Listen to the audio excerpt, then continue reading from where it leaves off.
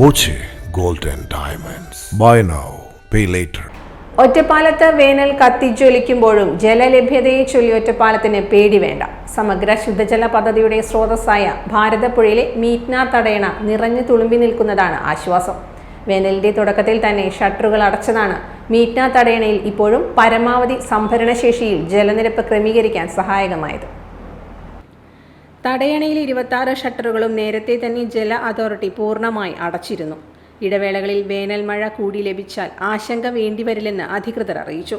ഒറ്റപ്പാലം നഗരസഭയിലേക്കും അമ്പലപ്പാറ പഞ്ചായത്തിലേക്കുമുള്ള സമഗ്ര ശുദ്ധജല പദ്ധതികളുടെ സ്രോതസ്സാണ് മീറ്റ്ന തടയണ. നഗരസഭയിലും അമ്പലപ്പാറ പഞ്ചായത്തിലുമായി ഏകദേശം 20,000-ലേറെ ഉപയോക്താക്കളാണ് മീറ്റ്ന തടയണയിലെ വെള്ളത്തെ ആശ്രയിക്കുന്നത്.